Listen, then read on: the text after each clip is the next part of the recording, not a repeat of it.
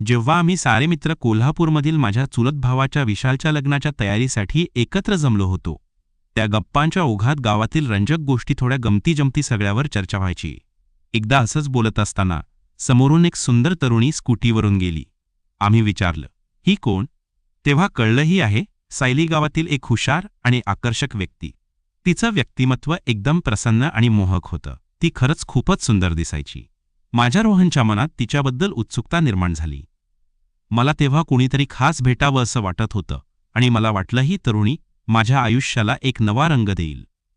घरी गेल्यावर मी लगेच तिची इंस्टाग्राम आयडी शोधायला सुरुवात केली. थोड्या शोधाशोधीनंतर तिची आयडी सापडली. मी तिला फॉलो रिक्वेस्ट पाठवली आणि 2 दिवस वाट पाहिली. अखेर तिने माझी रिक्वेस्ट स्वीकारली आणि मला फॉलो बॅकही केलं. पण आता प्रश्न होता, पुढे कसं बोलायचं? मी सुरुवातीला तिच्या स्टोरीज लाईक करायला सुरुवात केली, पण तिने माझ्या स्टोरीजकडे लक्षच दिलं नाही. मग मला एक कल्पना सुचली. मी ठरवलं थोडे वेगळे स्टेटस टाकायचे जे तिचं लक्ष वेधून घेतील. मी काही मजेशीर आणि थोडे सूचक स्टेटस प्रायव्हसी मोडमध्ये टाकायला सुरुवात केली. आणि बघा, तिने ते स्टेटस पाहिलं, पण काहीच प्रतिक्रिया दिली नाही. मी लगेच ते स्टेटस डिलीट केलं आणि विचार केला, बघूया ती आता अनफॉलो करते का. पण तिने तसं काहीच केलं. माझी धैर्य वाढलं. मी पुन्हा काही स्टेटस टाकले, पण ती फक्त पाहायची, प्रतिक्रिया द्यायची नाही. शेवटी मी हार मानली आणि विचार केला, हा प्लॅन कामाचा नाही. पण लग्नाची लगबग वाढली. मी लग्नाच्या सजावटीचं एक सुंदर स्टेटस टाकलं आणि झोपी गेलो. सकाळी उठलो तर बघतो तिचा मेसेज. ती म्हणाली, खूप छान स्टेटस. मी लगेच उत्तर दिलं, थँक्स, आणि तिने पाठवलं, गुड मॉर्निंग. तिथून आमचं बोलणं सुरू झालं. आम्ही गप्पा मारायला लागलो. तिला सुरुवातीला माहीतच नव्हतं की मी तिच्या गावातलाच आहे. नंतर बोलता बोलता कळलं आणि आमचं बोलणं आणखी रंगत गेलं. एकदा ती मला म्हणाली, तुझ्या किती मैत्रिणी आहेत? मी हसत म्हणालो, कोणीच नाही. ती म्हणाली, खोटं बोलू नकोस. मी खरं सांगितलं, तुझ्याशी काय खोटं बोलायचं? मग तिने विचारलं, तुला कशी मैत्रीण हवी? मी हसत म्हणालो, तुझ्यासारखी जी मनाने आणि दिसायला सुंदर असेल. ती लाजली आणि म्हणाली, खरंच मला खुश करण्यासाठी बोलतोयस ना? मी म्हणालो, नाही, तू खरंच खूप सुंदर आहेस. ती थँक्स म्हणून ऑफलाईन गेली. लग्नात मी मंडपात एकटाच बसलो होतो. रात्रीचे 11 वाजले होते. सायली तिच्या मुलाला घेऊन संगीतमय कार्यक्रमाला चालली होती. मला पाहून ती मंडपात थांबली. आम्ही थोडं बोललो. मी विचारलं, आता ऑनलाईन का दिसत नाहीस? ती म्हणाली, माझा नवरा घरी असतो. त्याला रात्रीची शिफ्ट आहे आणि तो थोडा संशयी आहे. मी बरं म्हणालो आणि ती निघून गेली. 3 दिवसांनी तिचा मेसेज आला, हाय, काय करतोयस? तिथून आमचं रोजचं चॅटिंग सुरू झालं. रोज 2-3 तास गप्पा. मी विचार केला, आता फक्त बोलणं पुरे भेटायचं विचारूया. मी तिला म्हणालो, एक खासगी प्रश्न विचारू? ती म्हणाली, विचार ना, कसला औपचारिकपणा? मी धैर्य करून विचारलं, तू तुझ्या वैवाहिक आयुष्यात खुश आहेस का? ती म्हणाली, हो का, असं विचारतोस? मी म्हणालो, तू कधी तुझ्या नवऱ्याबद्दल बोलत नाही, सत्याची तारीफ करत नाहीस. ती म्हणाली, आमचं फारसं पटत नाही, सतत भांडणं होतात. मी विचारलं, का होतात भांडणं? ती म्हणाली, नवरा बायकोचे प्रश्न असतात. तुला सांगितलं तू माझा मित्रच आहेस ना? मी म्हणालो, मग सांग ना. ती थोडं थांबली आणि म्हणाली, तू मला खुश ठेवू शकत नाही. मी धैर्य करून म्हणालो, मग मी तुला खुश करू शकतो का? ती म्हणाली, काय बोलतोस तू? तुला समजत नाही का?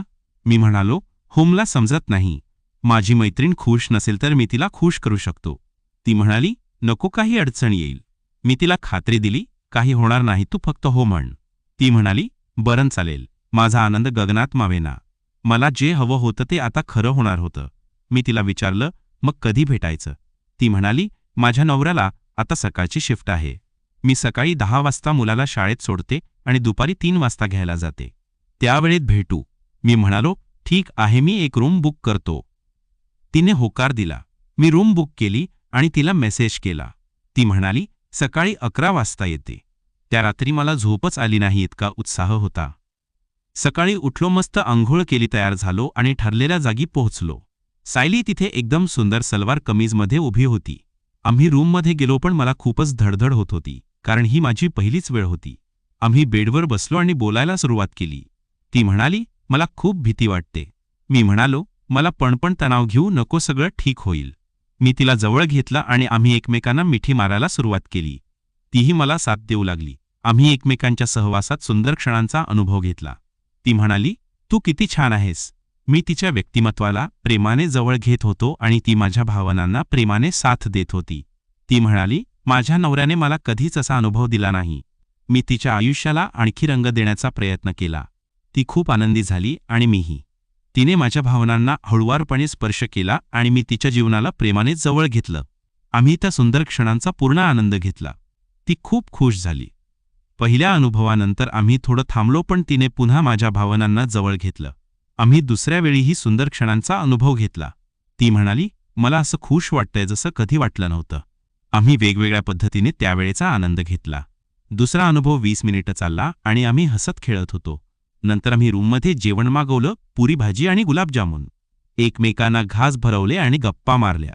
रात्रीचे 5:30 वाजले म्हणून आम्ही आवरलं आणि बाहेर पडलो.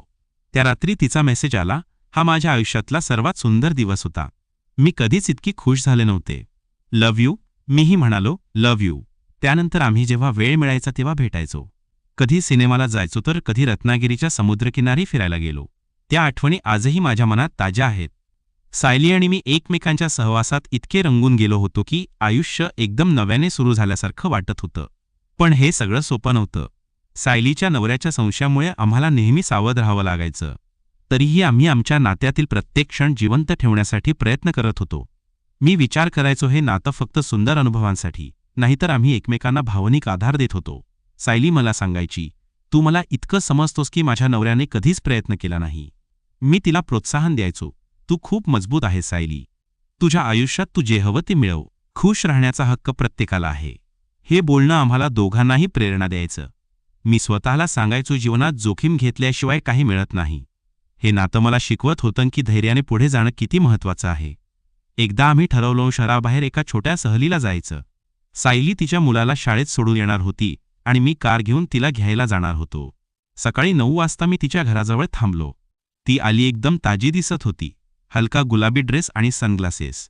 चला आज मजा करूया, मी म्हणालो. ती हसली आणि कारमध्ये बसली. आम्ही माथेरानच्या दिशेने निघालो, जिथे गर्दी कमी आणि निसर्ग भरपूर होता. रस्त्यात आम्ही गाणी ऐकत हसत खेळत जात होतो. सायली म्हणाली, मला असं स्वतंत्र वाटतंय जसं वर्षानुवर्षांच्या ओझ्यातून मुक्त झाले. मी तिचा हात धरला आणि म्हणालो, हे आयुष्य आहे सायली. प्रत्येक दिवस नवीन संधी देतो, आपण त्याचा फायदा घ्यायचा. हे बोलणं मला स्वतःला प्रेरणा देत होतं, कारण मीही माझ्या आयुष्यातील एकटेपणाला सामोरं जात होतो. माथेरानला पोहोचलो तेव्हा दुपार झाली होती. आम्ही एक छोटी हॉटेल बुक केली, जिथे खिडकीतून डोंगर आणि धबधबा दिसत होता. आम्ही रूममध्ये गेलो आणि सायली मला मिठी मारून म्हणाली, थँक्स हे सगळं आयोजित केल्याबद्दल. मी तिला जवळ घेतलं आणि आम्ही एकमेकांच्या सहवासात हरवून गेलो. त्या क्षणात मी तिला सांगितलं, सायली तू खूप खास आहेस. तुझ्यात इतकी ऊर्जा आहे की तू काहीही करू शकतेस. तुझ्या वैवाहिक आयुष्यातील समस्या तात्पुरत्या आहेत, पण तुझी खुशी कायमची असावी. ती डोळ्यात पाणी आणून म्हणाली, तू मला इतकं प्रोत्साहन देतोस की मला स्वतःवर विश्वास बसतो. हे नातं आम्हाला दोघांनाही मजबूत बनवत होतं. आम्ही त्या दिवशी वेगवेगळ्या पद्धतीने सुंदर क्षणांचा अनुभव घेतला आणि प्रत्येक क्षण एन्जॉय केला. संध्याकाळी आम्ही बाहेर फिरायला गेलो. डोंगराच्या टॉपवर बसून सूर्यास्त पाहिला. सायली मला तिच्या बालपणाच्या आठवणी सांगत होती, कशी ती स्वप्न पाहायची मोठं होऊन स्वतंत्र आयुष्य जगण्याचं. मी तिला म्हणालो, स्वप्न पूर्ण करण्यासाठी उशीर कधीच होत नाही. तू आता पण सुरुवात करू शकतेस. छोटी छोटी पावलं टाक. हे बोलणं प्रेरणादायी होतं, कारण मी स्वतः माझ्या करिअरमध्ये नवीन गोष्टी करत होतो. मी एक छोटा ऑनलाईन व्यवसाय सुरू करण्याचा विचार करत होतो आणि सायलीच्या साथीने मला धैर्य मिळत होतं. परत येताना रस्त्यात आम्ही थांबून वडापाव आणि कोकम सरबत घेतलं. ती म्हणाली, आजचा दिवस अविस्मरणीय आहे. तू मला शिकवलंस की जीवनात रस घेणं गरजेचं आहे. मी हसलो आणि म्हणालो, आणि तू मला शिकवलंस की प्रेम आणि साथ कशी मिळवायची. आम्ही घरी पोचलो तेव्हा रात्रीचे 8 वाजले होते. सायलीने मला पापी दिली आणि म्हणाली, उद्या भेटू. पण त्या रात्री तिचा मेसेज आला, मला वाटतंय मी माझ्या नवऱ्याशी बोलणार आहे. तुझ्या प्रोत्साहनामुळे मला धैर्य मिळालं. मी चिंतेत पडलो पण खुशही झालो. हे नातं आम्हाला बदलत होतं. दुसऱ्या दिवशी सकाळी मी जिमला गेलो. मी ठरवलं होतं स्वतःला फिट ठेवायचं, कारण सायलीसोबतच्या नात्यात मला अधिक आत्मविश्वास वाटावा. जिममध्ये व्यायाम करताना मी विचार करत होतो, जीवन हे सतत शिकण्याचं आहे. प्रत्येक आव्हान एक संधी असतं. सायलीने मेसेज केला, गुड मॉर्निंग. आज मी माझ्या नवऱ्याशी बोलले. त्याला सांगितलं की मला अधिक स्वातंत्र्य हवं. मी उत्तर दिलं, छान. तू मजबूत आहेस. मी तुझ्यासोबत आहे. हे बोलणं आम्हाला प्रेरणा देत होतं. मी तिला सांगितलं, आज संध्याकाळी भेटू, एक सरप्राईज आहे. ती उत्सुक झाली. संध्याकाळी मी तिला एका छोट्या कॅफेत नेलं. तिथे मी तिला एक पुस्तक भेट दिलं, सकारात्मक विचारांची शक्ती. मी म्हणालो, हे वाच, तुला आयुष्यात पुढे जाण्यासाठी मदत होईल. ती खुश झाली आणि म्हणाली, तू मला इतकं प्रेरित करतोस. मी पण तुझ्यासाठी काहीतरी करणार. आम्ही तिथे गप्पा मारल्या आणि नंतर एका उद्यानात फिरलो. त्यावेळी आम्ही एकमेकांना जवळ घेतलं आणि छोट्या छोट्या क्षणांचा आनंद घेतला. सायली म्हणाली, तू मला शिकवलंस की खुशी छोट्या गोष्टींमध्ये असते. मी हसलो आणि म्हणालो, आणि तू मला शिकवलंस की प्रेमात धैर्य असावं. हे नातं आम्हाला रोज नवीन धडे देत होतं. काही दिवसांनी विशालचं लग्न पुन्हा आलं. यावेळी मी आणि सायली एकत्र मंडपात गेलो, पण सावधपणे. तिचा नवरा कामावर होता आणि तिचं मूल मित्रांसोबत खेळत होतं. आम्ही लग्नाच्या विधींचा आनंद घेतला आणि मी तिला म्हणालो, देव आपल्याला आशीर्वाद देत आहे नवीन सुरुवातीसाठी. ती हसली आणि म्हणाली, हो, मी ठरवलंय, मी एक छोटा रोजगार सुरू करणार. तुझ्या प्रोत्साहनामुळे. मी अभिमानाने तिच्याकडे पाहिलं. लग्नात आम्ही नाचलो, हसलो आणि रात्री उशिरा घरी परतलो. त्या रात्री आम्ही फोनवर बोललो आणि मी तिला सांगितलं, कधीही हार मानू नकोस. प्रत्येक दिवस एक नवी संधी आहे. हे बोलणं आम्हाला दोघांनाही पुढे जाण्यासाठी प्रेरणा देत होतं. एकदा मी ठरवलं सायलीला मोठं सरप्राईज द्यायचं. मी एक छोटी वीकेंड ट्रिप गोव्यासाठी प्लॅन केली. तिला सांगितलं, तुझ्या नवऱ्याला सांगतो तुझ्या मैत्रिणींसोबत जात आहेस. ती घाबरली, पण मी तिला प्रोत्साहित केलं, जोखीम घे सायली. आयुष्यात साहस हवं. ती तयार झाली. आम्ही गोव्यात पोचलो आणि तिथे समुद्रकिनारी फिरलो, सूर्योदय पाहिला. मी तिला म्हणालो, पहा, सूर्य रोज नव्याने उगवतो. आपणही रोज नव्याने सुरुवात करू शकतो. ती मला मिठी मारून म्हणाली, तू माझा प्रेरणास्रोत आहेस. गोव्याच्या हॉटेलमध्ये आम्ही सुंदर वेळ घालवली. ती मला चुंबन देत म्हणाली, तू मला इतकं खास वाटायला लावतोस.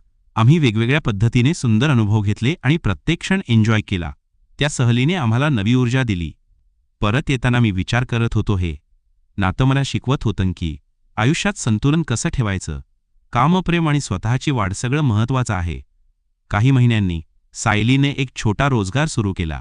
ती एका छोट्या दुकानात काम करत होती. मी तिला रोज प्रोत्साहन द्यायचो, तू कमाल करशील. तिच्या नवऱ्याशी तिचे संबंध सुधारले होते, पण आमचं नातं गुप्त राहिलं होतं. एक दिवस ती मला म्हणाली, मी माझ्या मुलासाठी एक छोटा व्यवसाय सुरू करण्याचा विचार करतेय. मी म्हणालो, छान कल्पना, मी मदत करेन. हे बोलणं मला माझ्या व्यवसायाच्या कल्पनेला पुढे नेण्यासाठी प्रेरणा देत होतं. मी एक छोटा ऑनलाईन स्टोअर सुरू केला, स्थानिक उत्पादनं विकण्याचा. सायली मला कल्पना देत होती आणि मी तिला सांगायचो, आपण एकत्र यशस्वी होऊ. आम्ही भेटल्यावर नेहमी प्रेरणादायी गप्पा मारायचो. एकदा आम्ही एका प्रेरणादायी परिसंवादाला गुप्तपणे गेलो. तिथे वक्ता सांगत होता, आयुष्यात अपयश हा यशाचा पायरी आहे. मी सायलीला म्हणालो, पहा, आपण हे अनुसरतो. ती हसली, पण आयुष्य नेहमी सोपं नसतं. एक दिवस सायलीचा नवरा संशयी झाला. त्याने तिचा फोन तपासला, पण आम्ही सावध होतो. तिने मला मेसेज केला, आज थोडा त्रास झाला. मी चिंतेत होतो, पण म्हणालो, शांत रहा, सगळं ठीक होईल. तू मजबूत आहेस. हे आव्हान आम्हाला अधिक जवळ आणत होतं. आम्ही भेटण्याच्या नव्या पद्धती शोधल्या. सकाळी उद्यानात धावताना भेटणं किंवा छोट्या सहली. प्रत्येक भेटीत मी तिला प्रोत्साहित करायचो, तुझी खुशी तुझ्या हातात आहे. ती म्हणायची, तू माझा आधार आहेस. आम्ही एकमेकांच्या यशात भागीदार झालो होतो. माझा व्यवसाय वाढला आणि सायलीने हस्तकला विकण्याचा छोटा गृहउद्योग सुरू केला. मी तिला विपणनाच्या टिप्स दिल्या आणि ती यशस्वी होऊ लागली. 1 वर्ष उलटलं. आम्ही आमच्या पहिल्या भेटीची आठवण काढत होतो. मी तिला एक प्रतिकात्मक अंगठी भेट दिली. ती म्हणाली, तू मला नवजीवन दिलंस. मी म्हणालो, आणि तू मला नवा उद्देश. हे नातं प्रेरणादायी होतं, कारण आम्ही एकमेकांना वाढवत होतो. पण एक दिवस सायलीने मला मोठी बातमी सांगितली. मला वाटतंय मी गरोदर आहे. मी थक्क झालो. हे आमच्या नात्यात नवा वळण आणणार होतं. पण हे खरं आहे का आणि याचा सामना कसा करायचा? मित्रांनो, गोष्ट इथे संपते, पण खरी रहस्यमयी कहाणी अजून सुरूच आहे. त्याच्या आयुष्यात पुढे काय होणार? त्याला खरं सत्य कळेल का की अजून काही मोठं रहस्य उलगडणार आहे? हे जाणून घ्यायचं असेल तर लगेच कमेंटमध्ये लिहा, भाग 2 पाहिजे. आणि लक्षात ठेवा, कथेला 500 लाईक्स मिळाले तर मी 1 मिनिटही न दवडता भाग 2 घेऊन येईन. तुमचा पाठिंबा माझ्यासाठी खरी ताकद आहे. तर भेटूया लवकरच पुढच्या रहस्यमयी भागात. धन्यवाद.